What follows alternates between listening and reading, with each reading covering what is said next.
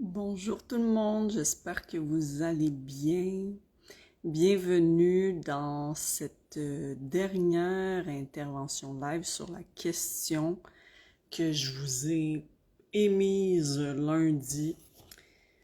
La question qui était: mon enfant a 3 ans et fait des crises dans certains endroits publics, notamment les centres commerciaux, certains restaurants, les toilettes publiques. Et c'est très, très, très difficile à gérer. Donc, pourquoi et quoi faire? Donc, je vous laisse arriver. Puis, tranquillement, on va réviser ce qu'on a fait cette semaine ensemble. Et aujourd'hui, le but, ça va être de vous présenter certaines solutions concrètes que on peut appliquer. Parce que, comme on a fait mardi, on a mis le doigt vraiment à titre d'expert en neurodéveloppement. Salut ma chère Marilyn! Je vous ai amené à comprendre l'origine, la cause des crises de cet enfant-là de 3 ans. Et donc, l'objectif d'aujourd'hui, ça va être de poser des solutions concrètes que vous allez pouvoir utiliser. Salut mon cher Ludo! Et je vais vous inviter aussi, salut coucou, à me poser toutes les questions que vous avez en fait. Parce qu'au courant de la semaine, on a vu ça en 4 temps. La première étape, c'était de vous exposer les différents... Allô Ludo! La premier aspect qu'on avait vu ensemble, c'était de voir les différentes possibilités qui pouvaient nous amener à voir pourquoi l'enfant fait des crises. De un, on a vu les différentes possibilités neurodéveloppementales, les plus plausibles que je vous ai amenées. Ensuite, on a mis le doigt sur la cause parce qu'avec mon œil d'experte en neurodéveloppement, on a mis le doigt comme quoi que c'était en lien avec une hypersensibilité auditive, donc probablement lié à un aspect dans le domaine de l'intégration sensorielle. Comme je vous disais, les ergothérapeutes pédiatriques canadiens, c'est notre dada, en fait, l'intégration sensorielle. Ici, en Europe, c'est séparé, c'est divisé avec le psychomotricien. Mais nous, en ergothérapie au Canada, c'est nous qui évaluons, qui posons les hypothèses diagnostiques en lien avec les troubles d'intégration sensorielle. Donc voilà, le petit coco, c'était ici une hypersensibilité auditive qui, lui causait un inconfort considérable dans tout ce qui est centres commerciaux, certains restaurants, les toilettes publiques, notamment avec les séchoirs à main. Et comme je vous disais, quand on a une hypersensibilité auditive, ce qui arrive, c'est que on reçoit l'input sensoriel et le tronc cérébral, comme on avait vu, c'est notre première couche de notre cerveau qui est inconsciente. Elle a reçu l'information comme quoi que ces bruits-là étaient dangereux pour le système nerveux. Donc, le tronc cérébral a envoyé l'information au système limbique émotionnel, qui est notre cerveau semi-conscient, comme quoi l'enfant est en situation de danger. Et c'est pour ça que la crise se déclenche. Donc, comme je vous ai expliqué cette semaine, l'enfant, ça lui fait pas plaisir de faire une crise. C'est pas pour vous manipuler, c'est pas pour vous provoquer, c'est pas pour vous faire honte. C'est vraiment parce que l'interprétation qu'il en fait, c'est qu'il est en situation de danger. Et là, ça fait basculer son système nerveux en état de crise. Et donc, sachant cela maintenant, aujourd'hui, en fait, ce qu'on va voir aujourd'hui, c'est les solutions à appliquer concrètement au quotidien. Hier, on a vu une partie majeure qui était quelle posture que, en général, les parents adoptent face aux crises de leurs enfants? Et surtout, quelle est la posture idéale? Parce que hier, on a vu comme quoi nous, si notre enfant fait une crise devant nous et que nous-mêmes, on se met à être en état de détresse, en état de panique, en état de stress, mais qu'est-ce qu'on renvoie à notre enfant qui est déjà en état de crise? Ben, qui a raison d'être en crise parce que nous-mêmes, on est en panique en le voyant.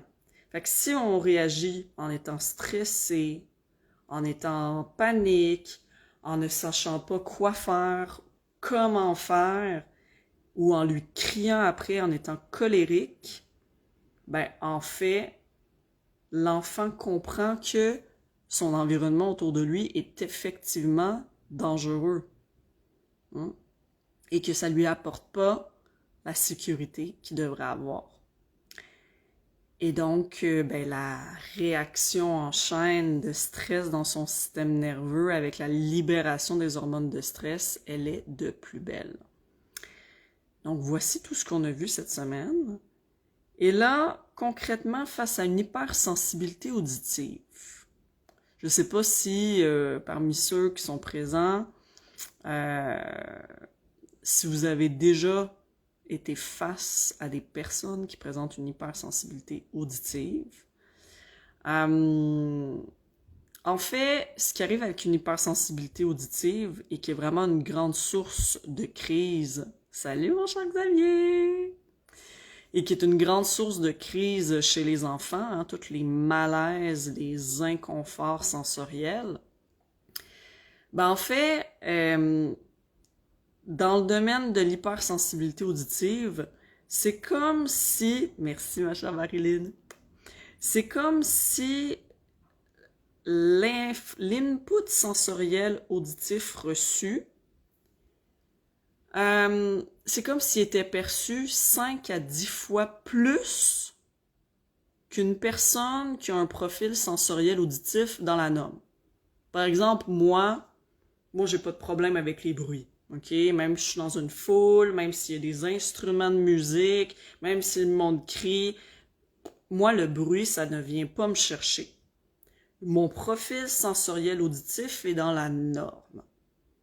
Mais quelqu'un qui a une hypersensibilité auditive, ou un autre mot que vous pouvez voir dans les écrits qui s'appelle l'hyperréactivité auditive, ben c'est dans ces cas-là que là, cette personne-là va percevoir l'information auditive 5 à 10 fois plus grande que la norme des gens comme moi, qui est dans la norme.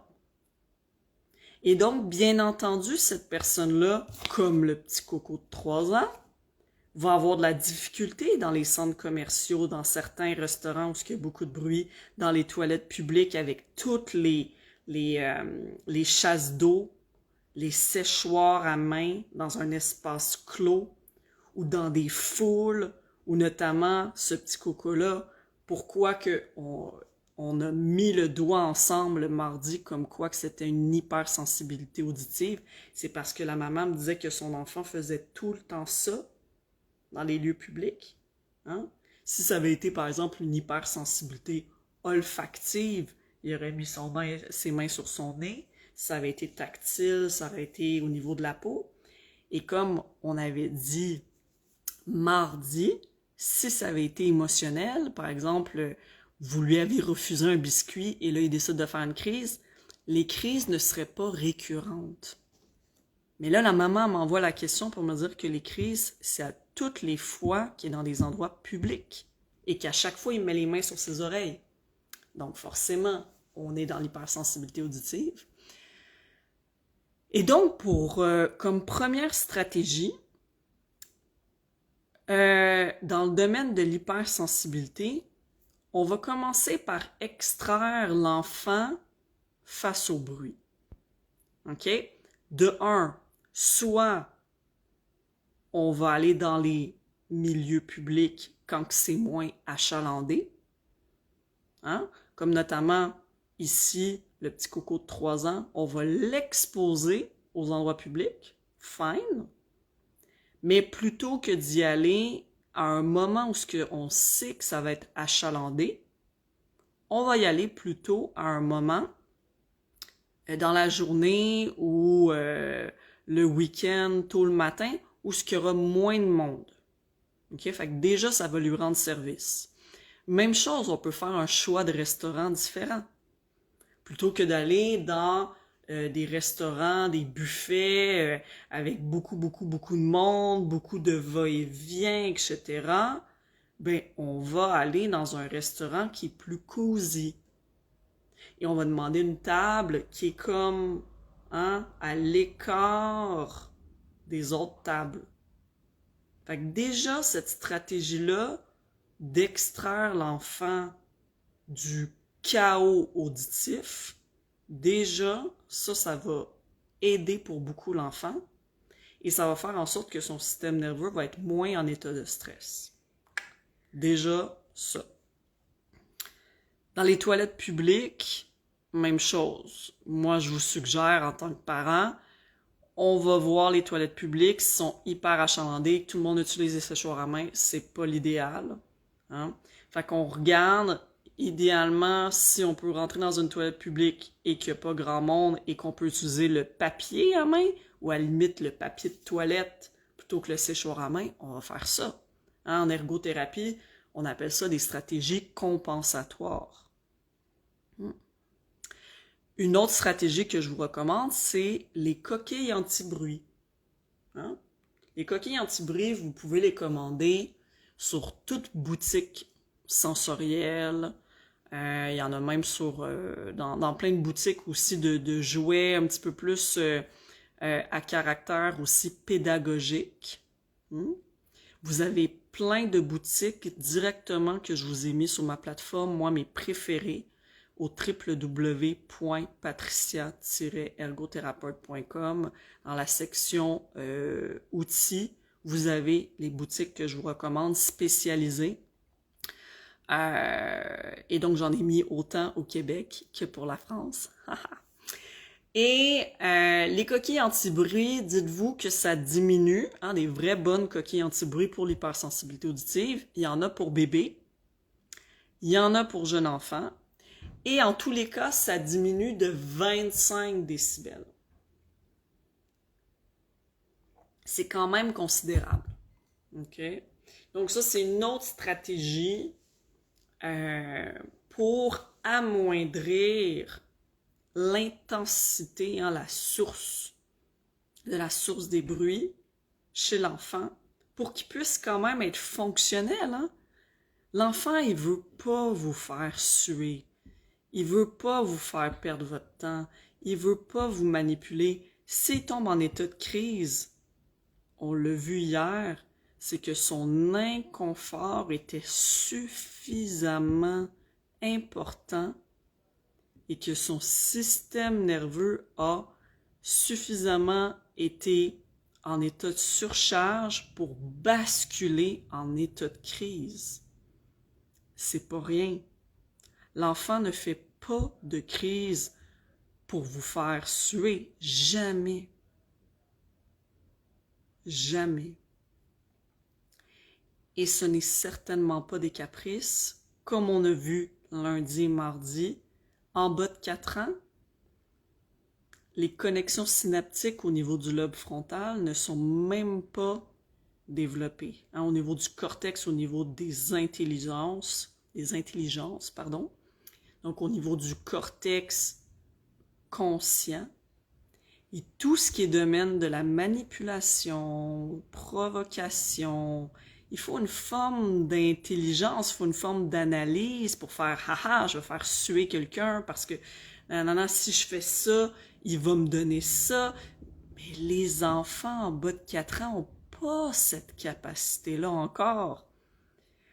Après, un enfant qui fait une crise à 8 ans et que là, il a observé comment son parent fonctionne et qui teste les limites, ça peut.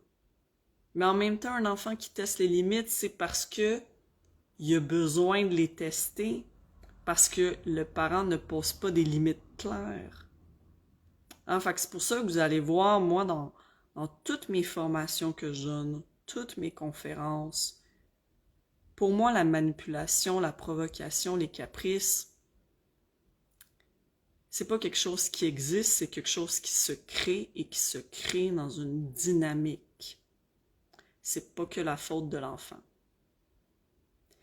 Et c'est pour ça que je vous fais des lives, c'est vraiment pour vous amener à réfléchir au-delà. Donc là, je vous ai mis la première solution que je vous ai dit au niveau extraire, au niveau des bruits. On a aussi les coquilles anti-bruit. Est-ce que vous avez des questions jusqu'à présent? Avant que j'aille avec la troisième que je vous expose, et c'est surtout que je veux prendre vos questions aujourd'hui, que ce soit en lien avec vos enfants, les enfants d'une personne que vous connaissez. Moi, j'ai des personnes qui se présentent dans mes lives ou dans mes formations, des conférences, parce qu'ils ont des questions en lien avec l'enfant de leur ami, puis qui veulent leur apporter des informations. Donc, je vous invite à me poser des questions. Et comme je vous dis à chaque fois, toutes les questions sont bonnes. Moi, j'aime ça avoir vos questions parce que ça me donne le pouls de ce que vous vivez. Hein?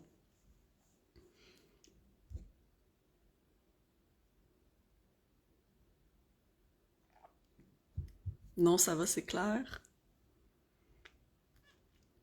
Donc, si vous avez des questions, par contre, vous me dites. Donc, voilà.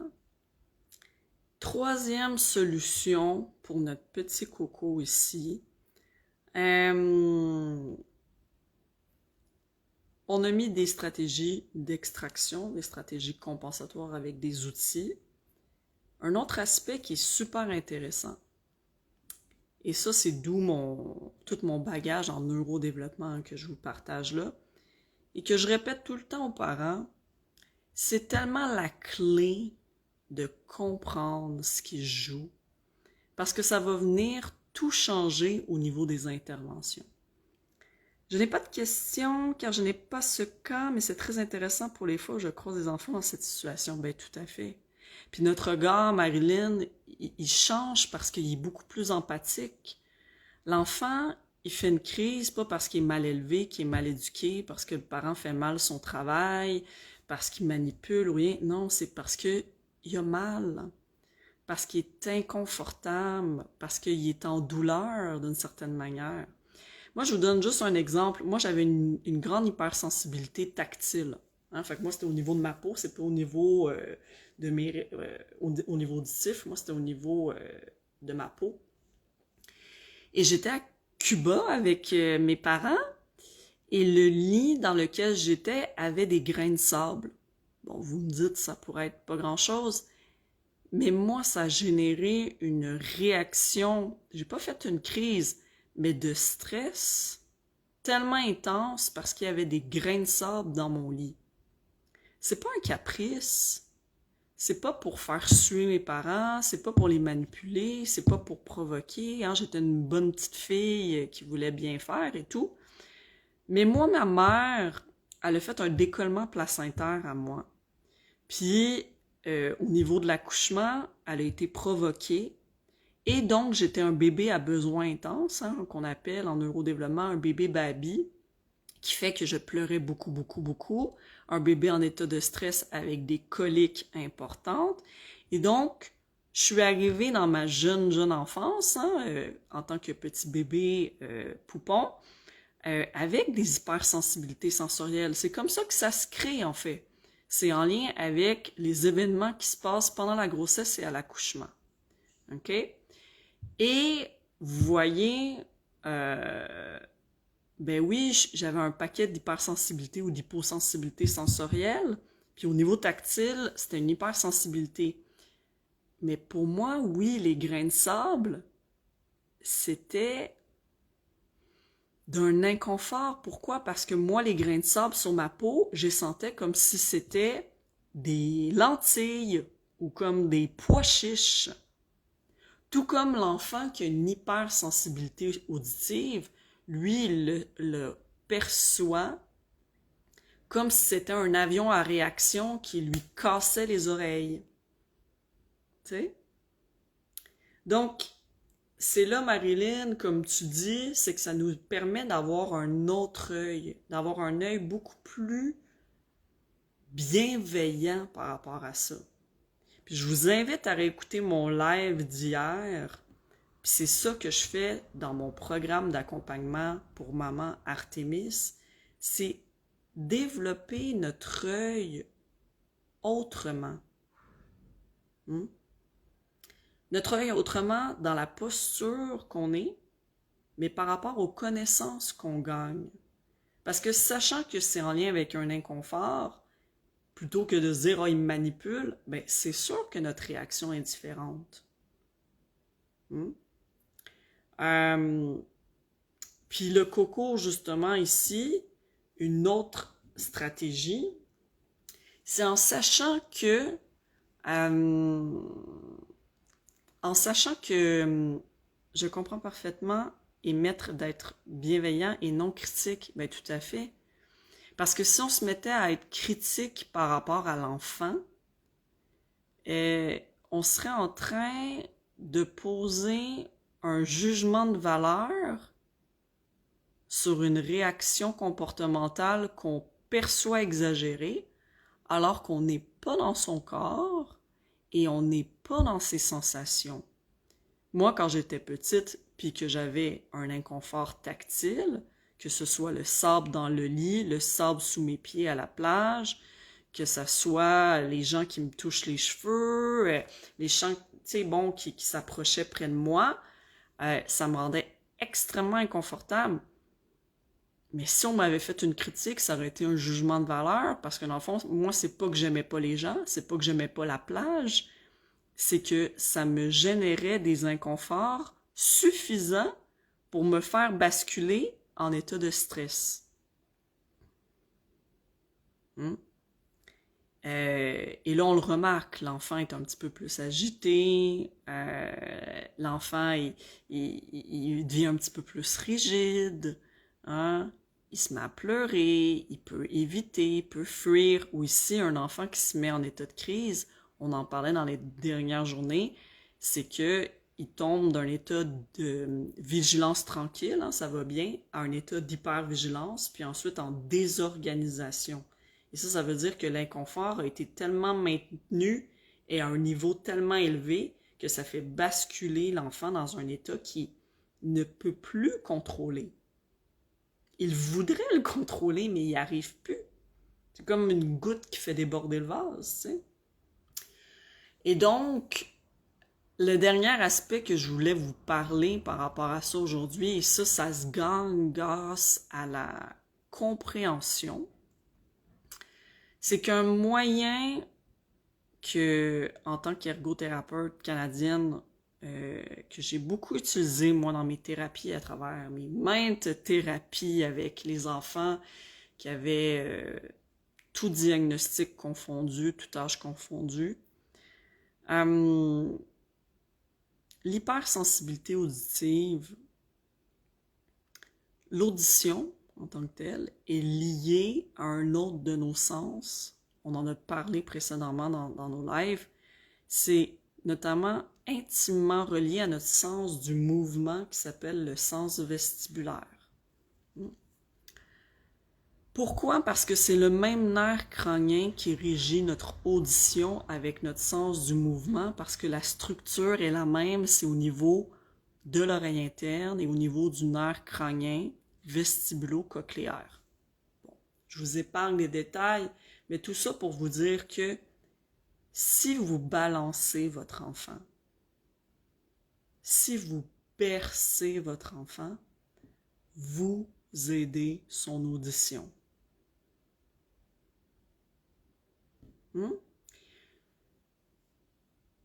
Pourquoi? Parce que en utilisant le fait que justement l'enfant a une hypersensibilité auditive, en utilisant le sens du mouvement, dans une chaise berçante, dans une balançoire, avec des mouvements qui sont pas trop élevés, et que là, en tant que parent, vous lui chantez une comptine, vous venez tranquilliser son nerf crânien vestibulo-cochléaire et donc sa sensibilité auditive. Et vous voyez, ça en tant que parent, on ne peut pas le savoir, vous n'êtes pas des spécialistes en neurodéveloppement, mais moi oui. Et c'est ça que je vous dis. Il peut y avoir différents trucs, différentes stratégies, diète sensorielle en tant que spécialiste que je vous apporte. Et un coup que je vous le donne et que vous l'appliquez, que ce soit en extrayant l'enfant de trop plein de bruit, en utilisant les coquilles notamment, ou ici, en se disant, OK, je vais l'amener plus au parc pour qu'il se balance, pour qu'il glisse. Je vais le laisser jouer un petit peu plus longtemps dans la cour quand il revient de l'école ou quand il revient de la garderie. À la maison, je vais installer une chaise berçante dans sa chambre. C'est des stratégies toutes simples, mais qui vont faire une différence. Mais quand on n'a pas ces connaissances-là en neurodéveloppement, ben on le sait pas. Et ce n'est pas de votre faute. Hein? Mais c'est d'où là l'importance et la pertinence de mon métier pour vous apporter ces clés-là en enfance, puis en neurodéveloppement. Parce que ce sont tous des concepts du système nerveux, des étapes développementales, hein, de l'évolution neurologique de votre enfant, qui fait qu'il parcourt certaines étapes, qui développe ses sens, sa motricité, sa perception, son attention, nanana. Et tout ça a des étapes. Et c'est en ayant un œil plus aiguisé là-dessus et en pouvant mieux lire que là, bien entendu, mes chers parents, que vous pouvez poser des meilleures actions et des meilleures interventions. Et avec ce que je vous ai dit hier sur la posture idéale en tant que parent, plus les 3 stratégies que je vous donne aujourd'hui, bien entendu que la durée, la fréquence et l'intensité des crises face à un enfant comme ce petit coco-là de 3 ans avec l'hypersensibilité auditive vont chuter drastiquement, voire être éliminés. Pourquoi? Parce qu'on vient de mettre le doigt sur la bonne cause, donc nos interventions sont bonnes. Si on ne met pas le doigt sur la bonne cause, on interagit puis on intervient un peu dans le beurre, là, ça ne sert pas à grand-chose, ça. Les sages-femmes devraient être formées afin de transmettre les informations dès la maternité. Ben oui, on dit la même chose au Québec, je te dirais, ma chère Marilyn, avec les formations pour les mamans enceintes et tout. Nous, au Québec, c'est donné par des infirmières. Mais autant les sages-femmes que les infirmières ne sont pas formées en neurodéveloppement. Tu vois, moi, ce que j'expliquais dans mon live de mardi, c'est que les ergothérapeutes canadiens, nous, on est considérés comme un métier surspécialisé. On appelle ça du 2e ou de la 3e ligne. Donc, on fait vraiment partie intégrante avec le médecin. C'est vraiment le médecin avec le physiothérapeute qui est le kiné ici en France et l'ergothérapeute qui est l'équipe principale. Et donc, habituellement, ceux qui vont avoir un contact avec le public en première ligne, qu'on appelle, ça va être l'infirmière, ici la sage-femme. Au Québec, on a aussi le psychoéducateur et eux n'ont pas cette formation-là. Donc, c'est pour ça que sur ma plateforme, mon site internet, j'ai mis en ligne des formations. Salut! J'ai mis en ligne des formations sur tout ça. L'intégration sensorielle, comment gérer les crises, comment gérer toute forme de colère qui arrive chez nos enfants, tout ce qui est en lien avec l'allaitement, tout ce qui est en lien avec les étapes développementales motrices, parce que c'est de l'information comme tu me dis, Marilyn, qui est méconnu, pas suffisamment connu, pas suffisamment divulgué. Et donc, oui, les parents, ils se retrouvent en ne sachant pas. Et tout ce qu'ils obtiennent par, oui, les sages-femmes, les infirmières, les psychoéducateurs, c'est, bon, comment se préparer pour l'accouchement, puis comment bien préparer pour l'allaitement. Mais à part ça, il n'y a pas grand-chose, t'sais. Donc, d'où l'importance d'aller cogner aux bonnes portes, et notamment, ici, moi, en tant qu'experte en neurodéveloppement, c'est ça que je veux vous apporter, mes chers parents, c'est les bons outils. C'est de déceler la cause, la bonne, pas n'importe quelle, la bonne, et à partir du moment qu'on a identifié la bonne, de poser les bonnes stratégies. Moi aussi, je vous envoie des cœurs. Les bonnes stratégies qui vont faire la différence et qui va faire que, pouf, on a une problématique de crise, on applique les stratégies, bang, il n'y en a plus de crise. Il n'y en a plus. Il faut juste apprendre à lire et à bien lire. Et c'est ça que je fais avec mes mamans dans mon programme Artémis, mon programme d'accompagnement, c'est que je les amène à bien lire. Il faut affiner cet œil-là de lecteur. Moi, je dis tout le temps à mes mamans dans mon programme, il faut devenir un Sherlock Holmes de vos enfants. Et c'est en leur donnant tout ce que je vous explique par rapport au neurodéveloppement et par rapport au fonctionnement, leur propre fonctionnement au niveau de leur psyché, au niveau émotionnel, au niveau affectif, qui arrivent à mieux se comprendre, ils arrivent à mieux cerner les besoins de leur enfant et forcément, l'intervention est on point.